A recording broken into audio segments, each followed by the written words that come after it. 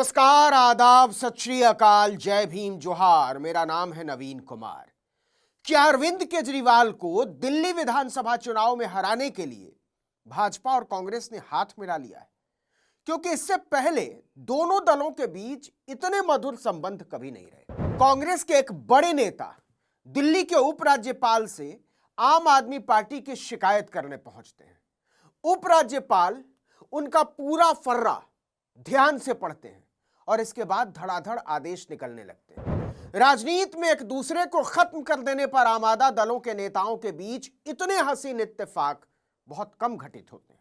जरा इस वीडियो को ध्यान से देखिए और समझिए कि राजनीति की महीन चालें चलते हुए साथ देने और साथ लेने के खेल में वैचारिकता की जगह कितनी बचती है। देखिए, नरेंद्र मोदी को अगर भारत में नफरत की राजनीति का सबसे बड़ा सरगना कहा जाए तो कोई अतिशयोक्ति नहीं होगी। लेकिन ऐसी राजनीति, आपको पता ही होगा, आम आदमी पार्टी ने लगातार चौथी बार चुनाव जीतने की सूरत में महिला सम्मान योजना का दांव चला है। इस योजना के तहत महिलाओं को चुनाव जीतने के बाद 2100 रुपए दिए जाने। आम आदमी पार्टी पात्र महिलाओं से फॉर्म भी भरवाने लगी।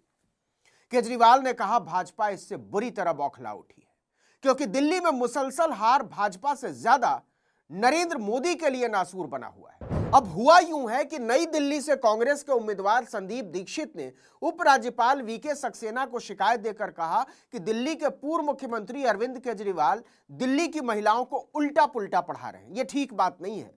संदीप दीक्षित ने अपनी शिकायत में लिखा कि केजरीवाल ने 18 साल से अधिक आयु की महिला को प्रति माह 1000 रुपए देने की घोषणा की है, जो आगे चलकर 2100 रुपए हो जाएगी। इस योजना के लिए घर घर जाकर फॉर्म पर महिलाओं से हस्ताक्षर करवाए जा रहे हैं। इस मामले में उच्च स्तरीय जांच करवाई जाए। ऐसे तो भाजपा ने पूर्व प्रधानमंत्री मनमोहन सिंह के अंतिम संस्कार के लिए कांग्रेस की मांग पर जमीन तक नहीं दी, लेकिन उसके नारंगी एलजी ये वाली मांग झट मान गए। सेक्रेटरी और पुलिस से लेकर डीएम और कमिश्नर सबको काम पर लगा दिया, केजरीवाल को रोको। और इसका आधार क्या बना? कांग्रेस की मांग। एलजी ने संदीप दीक्षित की शिकायत पर संज्ञान लेते हुए मुख्य सचिव को इस मामले की पूरी रिपोर्ट दिल्ली के मुख्य निर्वाचन कार्यालय के जरिए केंद्रीय चुनाव आयोग तक पहुंचाने का आदेश दिया। अब यह मत पूछ लीजिएगा कि जब चुनाव की घोषणा नहीं हुई, आचार संहिता तक नहीं लगी, तो इसमें चुनाव आयोग कहां से आ गया। इसके अलावा मुख्य सचिव को निर्देश दिए गए कि संभागीय आयुक्त से महिला सम्मान योजना की जांच करवाएं और सुनिश्चित करें कि इस तरह की किसी योजना का कोई फॉर्म न भरवाया जा सके। लेकिन किस्सा यहां खत्म नहीं होता।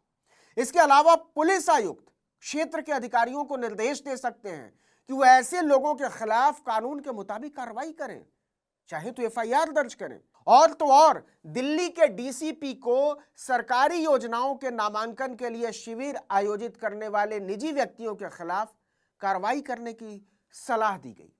यह सीधे सीधे अरविंद केजरीवाल पर हमला माना जा रहा है। चुनावों से पहले इस तरह की योजनाओं का प्रचार प्रसार कोई नई बात नहीं है। महाराष्ट्र के चुनाव से ऐन पहले लाड़की बहना योजना लाई गई। मध्य प्रदेश में चुनाव से पहले लाडली बहन योजना लाई गई। दोनों ही राज्यों में धड़ाधड़ फॉर्म भरवाए गए। तब किसी को नैतिकता की दुकान नहीं खोलनी थी। लेकिन दिल्ली में ऐसा लग रहा है जैसे यह जनता को कुछ देने की नहीं, लेने की बात हो। हद तो तब हो गई जब मुख्यमंत्री से बिना पूछे सरकार के खिलाफ जाकर महिला एवं बाल विकास विभाग के अफसरों ने अखबारों में विज्ञापन छपवा दिया कि इस तरह की योजना बिल्कुल फर्जी है, इस पर कोई भरोसा मत कीजिए और हम इसके खिलाफ कार्रवाई करने जा रहे हैं। और मजे की बात तो यह है कि इस विज्ञापन के छपने के साथ ही पूरी दिल्ली में भाजपा ने केजरीवाल फर्जीवाल के इश्तिहार चिपका डाले। सोचने की बात यह है कि अगर एलजी भाजपा के एजेंट की तरह काम नहीं कर रहे हैं तो अखबार में इश्तिहार छपने के 24 घंटे के भीतर पूरी दिल्ली में बैनर, पोस्टर, होर्डिंग कैसे लग गए आम आदमी पार्टी के खिलाफ। और अब तो खैर एलजी सचिवालय ने महिला सम्मान योजना की जांच के ही आदेश दे दिए। अब अरविंद केजरीवाल का कहना है कि भाजपा बौखला गई है।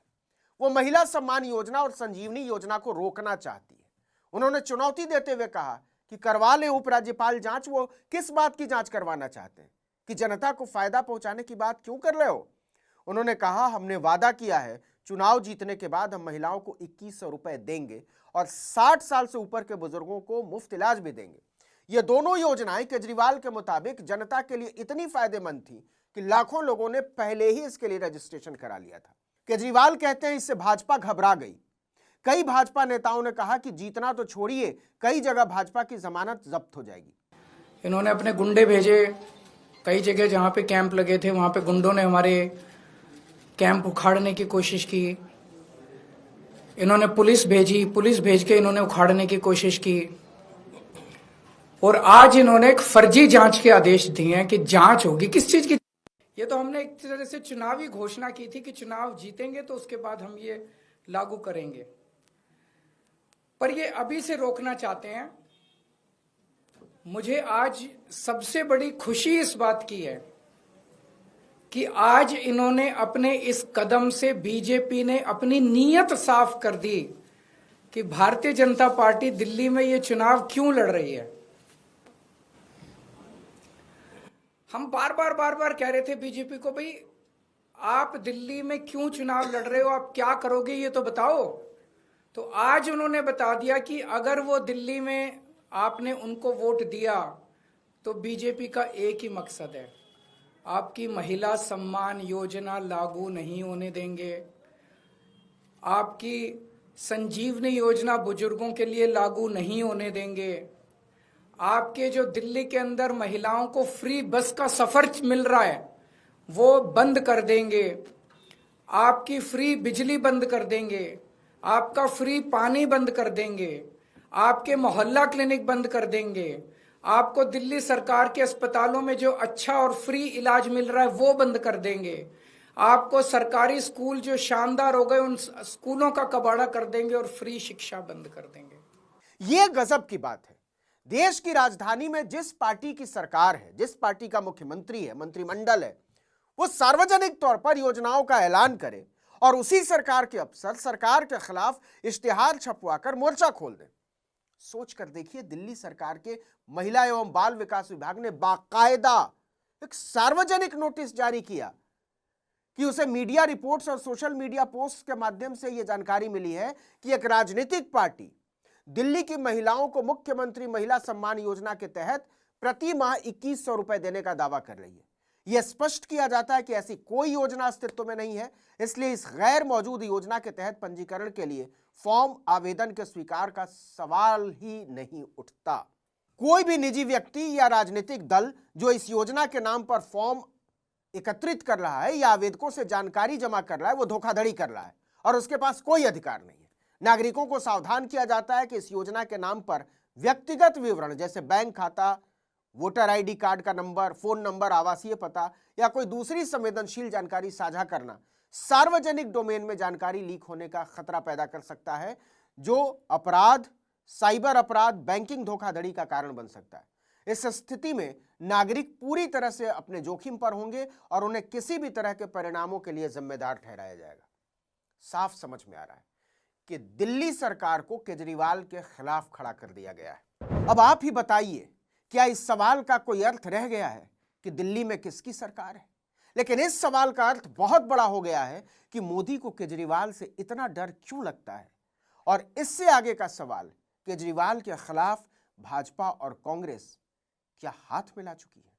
इस वीडियो में इतना ही, लेकिन अगर आपने आर्टिकल 19 इंडिया को अब तक सब्सक्राइब नहीं किया है तो फौरन कर लीजिए, बेल आइकॉन दबाइए, घंटी जैसी आकृति, लाइक कीजिए और कमेंट करके बताइए हमारा वीडियो आपको कैसा लगा। हमारा ट्विटर हैंडल है आर्टिकल 19_इंडिया और मेरा ट्विटर हैंडल है नवीन जर्नलिस्ट। नमस्कार।